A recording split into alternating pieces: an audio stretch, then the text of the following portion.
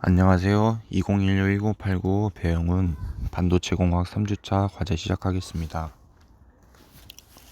먼저 드리프트 커런트와 컨덕티비티입니다. 이제 JP는 Q, PV 단위 면적당 전하가 얼마나 통과하느냐를 알게 되고 이제 여기서 J 드리프트는 Q, PV는 QP, 뮤 PE JN 드리프트는 마이너스 Q, NV로 표현할 수 있고, 이제 토탈 드리프트 토탈은 이제 이 N 드리프트와 P 드리프트를 합한 값은 이제 이 전도도 곱하기 2로 표현할 수 있게 됩니다. 그래서 이 전도도 분의 1을 하게 되면은 이제 레지스티비티 저항력을 구할 수 있게 됩니다. 여기서 알게 되는 것은 도핑이 높아지면은 저항이 낮아지게 됩니다. 일렉트론과 홀 값이 많아지므로 도핑이 높아지면은 저항이 낮아지게 되는 것을 알 수 있습니다. 다음은 이제 디퓨전입니다. 디퓨전이란 파티클 농도 차이에 의해서 움직이는 현상. 이것은 컨덕터에서는 별로 중요하지 않지만 세미컨덕터에서 반도체에서 중요합니다. 따라서 이 반도체에서는 이 드리프트와 디퓨전 현상을 둘 다 고려를 하게 합니다. 이 N 디퓨전은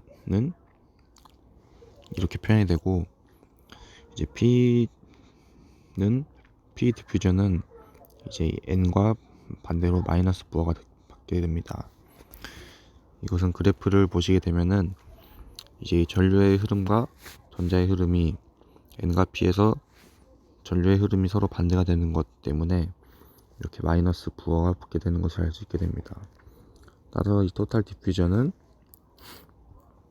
이 N 디퓨전과 P 디퓨전을 합친 값으로 표현을 하게 되고, 이 표현식은 이렇게 다음과 같이 표현이 되게 됩니다.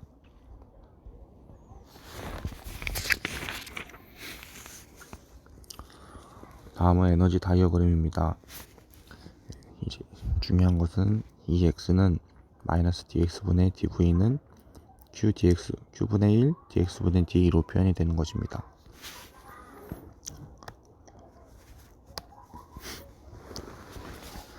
다음은 이제 이 모빌리티와 이 D의 연관성입니다. N은 NC 이스퍼넨셜 마이너스 EC 마이너스 EF KT로 앞에서 보았습니다.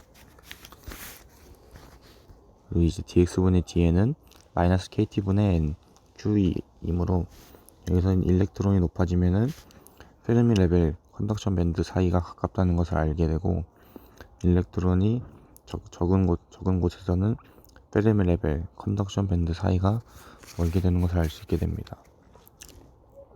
따라서 이것을 그래프로 그림을 그리게 되면은 이 페르미 에너지는 일정하게 이제 가운데에다가 점선으로 그려놓고서는 이 EC와 이 EV가 위에 말한 것처럼 이제 점점 증가하는 것을 알게 됩니다.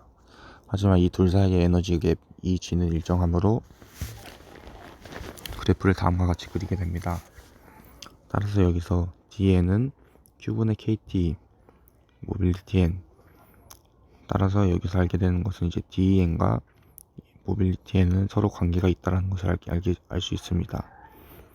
스캐터링 때문에 모빌리티와 디퓨전은 서로 연관이 있고, 외부 전류 성분이 0이어도 디퓨전 드리프트는 0이 아닙니다. 하지만 서로 이제 상쇄가 되게 돼가지고 총 결과값만 보기에는 0인 것처럼 보이게 되는 것을 알 수 있습니다. 지금까지 앞에서 해온 것은 이퀄리브리엄 상태입니다. 하지만 이제 이퀄리브리엄 상태에서는 이것이 아니게 됩니다. 예를 들면은 실리콘에 빛을 비춰주게 되면은 일렉트론과 홀이 생성이 돼가지고 증가되는 것을 알 수 있습니다. 여기서 이제 빛이 그 상태에서 사라지면은 그 증가했던 일렉트론과 홀이 그대로 있는 것은 아니므로 생겨났던 캐리어들이 없어집니다.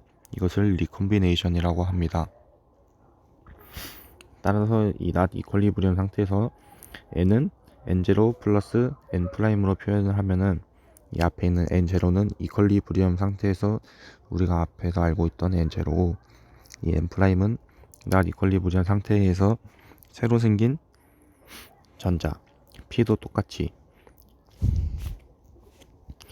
이렇게 표현을 할 수 있습니다. 따라서 이 리컨비네이션 레이트는 이제 캐리어 라이프 타임분의 n 프라임, 캐리어 라이프 타임분의 p 프라임으로 얼마나 빨리 증가 또는 이제 빛을 사라지게 하면은 이 얼마나 빨리 이 감소해야 되는 것을 나타내 주는 것으로, 보통은 범위는 1 마이크로세크에서 1 나노세크입니다.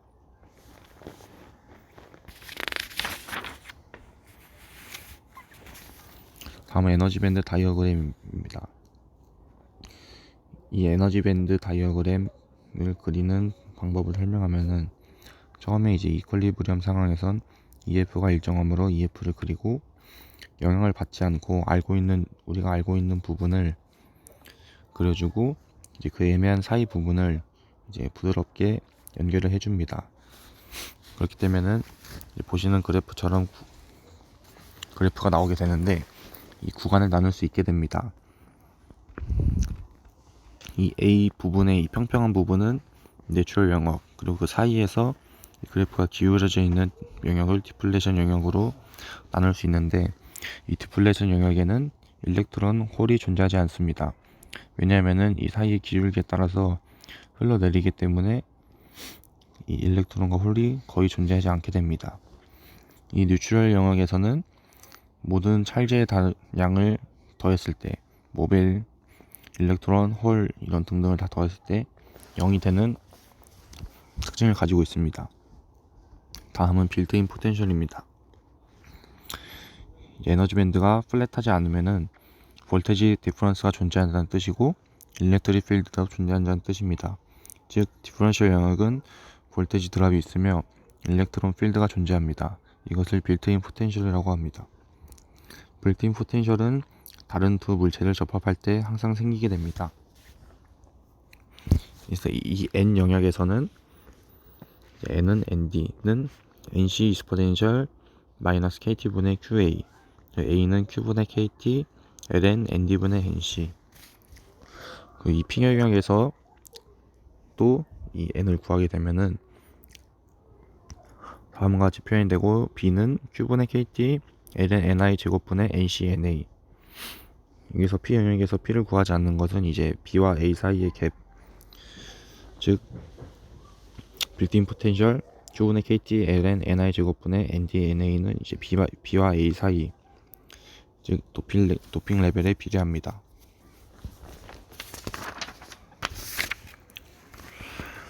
다음 포이즌 이퀘이션입니다. 실리콘 내의 찰지 분포를 알면은 이 부위를 다 구할 수 있다는 것입니다. 이 폐곡면을 통과하는 일렉트론 필드는 이제 총 잔화량을 뜻하고, 이 dx분의 이것은 ex분의 p, 따라서 이 dx 제곱분의 d 제곱 v는 dx분의 d 면적입니다. 감사합니다.